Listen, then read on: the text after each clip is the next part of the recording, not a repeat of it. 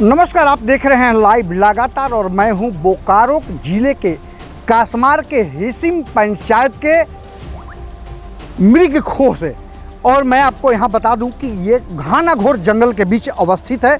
और अगर मैं प्रकृति की बात करूं तो प्रकृति की मनोरम छटाओं के बीच यह स्थान जो है काफ़ी इतिहास के पन्नों में भी लिखा हुआ है।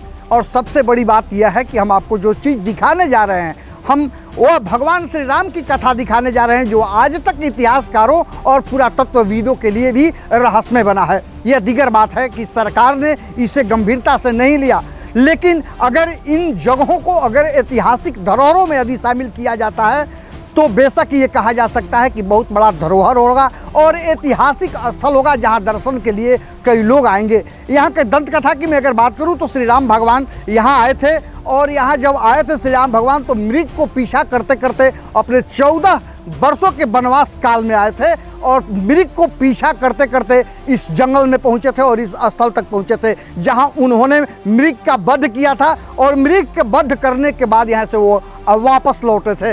ये तो बताया तो ये जा रहा है कि जिस यहाँ के खोह में मृग घुस गई थी वो सुरंग जो है यहाँ से रजरप्पा तक है। और वहाँ जो पहले कुछ दिन, अब तो जो ये कहा जा सकता है या ग्रामीण भी बता रहे हैं कि अब जो है वो सुरंग जो है भर गया है।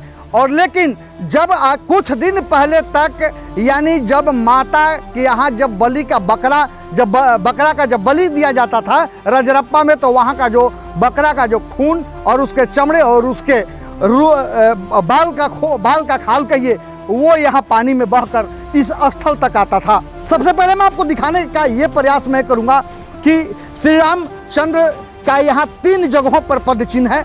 एक इस पहाड़ी के ऊपर और दूसरा वहाँ जहाँ मृग का वध किया था उन्होंने, और तीसरा मैं आपको दिखाने जा रहा हूँ। आपको मैं दिखाने का प्रयास करूँगा, अपने सहयोगी से मैं कहूँगा कि आप दिखाएं कि जो है इसी में इस स्थल पर जो है उनका पद चिन्ह आज भी है।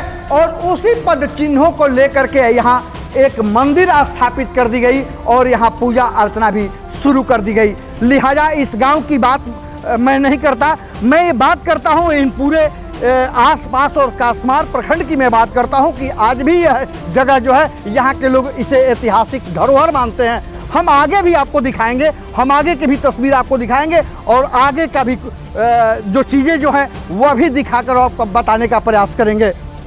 देखिए अभी हम आपको दिखाने जा रहे हैं कि ये देखिए यही जो है खोह है जिसमें श्री रामचंद्र जब मृग को खदेड़ रहे थे तो इसी खोह में मृग जो है आकर छुप गया था। और वहाँ बांध चलाने के बाद श्री रामचंद्र जी के फिर यहाँ भगवान राम जब बांध चलाए तो इसी में मृग का अंत हो गया था। लेकिन अब सवाल है कि जो आप देख रहे हैं कि पानी जो टपक रहा है, तो पानी टपकने के पीछे की जो कथा है वो है कि श्री रामचंद्र जी का जो तीर जो था मृग के बाद जो टकरा के गया था, जिसके बाद एक सीला में यानी पहाड़ में टक्कर हो गया था उनके तीर से, जिसके बाद वहाँ एक पसऊ का पानी गिरता है जो पीने में काफ़ी मीठा भी लगता है। तो अब देख रहे हैं कि जिस तरीके से और मृग का वही श्री रामचंद्र जी ने वध किया था, जिस तरह के आप देख रहे हैं कि पूरे घना घोर ये जंगल में है और जंगल और पहाड़ों के खूब बीचे बीच जो ये मंदिर जो है अति प्राचीन लगता है। और सवाल यह है कि श्री रामचंद्र जी के जो भगवान राम जो थे इसी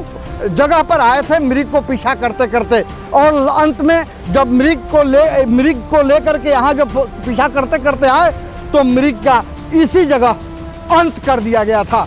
जी अब हम आपको दिखा रहे हैं कि आप देखिए कि जैसे मृग जो है वहाँ से मारने के बाद श्री रामचंद्र मृग को खींच करके और इस स्थल पर लाए थे।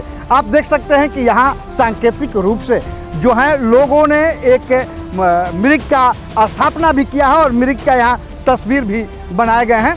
तो अब यहाँ मृग जो है यहाँ श्री रामचंद्र खींच करके लाए थे और भगवान जो हैं मृग को लाने के बाद इसी जगह पर विश्राम किए थे। इसके बाद मैं आपको बता दूं कि विश्राम करने के बाद फिर श्री रामचंद्र जी का यहाँ जो है एक मूर्ति का भी लोगों ने यहाँ स्थापना कर दिया है।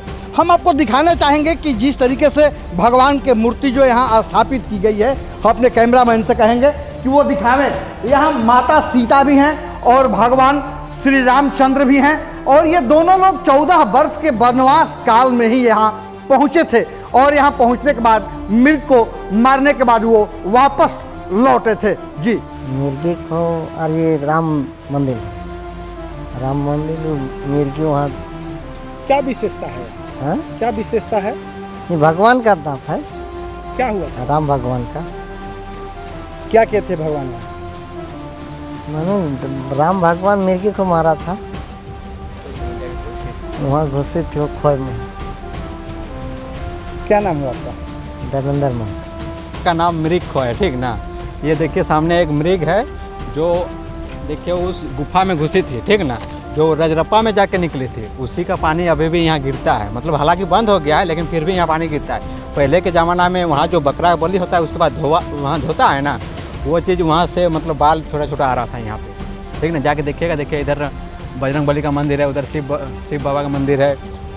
ऊपर फिर जाके देखिएगा कि राम भगवान का वहाँ बायां पैर का निशाना है, जो वहीं से वहाँ से वार किए थे जब सीता मैया जैसे बोले थे ना कि जाइए देखिए क्या है मृग को मारने के लिए, उसी समय वार किए थे। और एक पैर यहाँ नीचे में, दोनों पैर देख लीजिएगा, बस इसके पीछे यही कहानी है। ये मृग को क्या नाम हुआ था? मेरा नाम विवेक कुमार, भीसिम गांव से हूँ। तो ये भगवान श्री रामचंद्र जी की कथा थी जो उन्होंने अपने वनवास काल में इन तमाम जगहों पर उन्होंने भ्रमण किया था और एक से एक ऐसे यादगार घटनाओं को भी उन्होंने अंजाम दिया था। लेकिन आप इन दंतकथाओं और ग्रामीणों की कथाओं पर ये आधारित जो ये आप देख रहे हैं और यहाँ जो अवशेष मिले हैं वो आज भी इतिहासकारों और पुरातत्वविदों के लिए भी रहस्यमय है और इसे सरकार यदि चाहे तो इसे पर्यटन क्षेत्र भी घोषित कर सकता है या पर्यटन क्षेत्र के रूप में इसे विकसित किया जा सकता है। लाइव लगातार बोकारो से दिनेश कुमार पांडे। न्यूज अपडेट के लिए आप हमारे चैनल को सब्सक्राइब करें। आप हमें फेसबुक और इंस्टाग्राम पर भी फॉलो कर सकते हैं। बने रहे लगातार.in के साथ।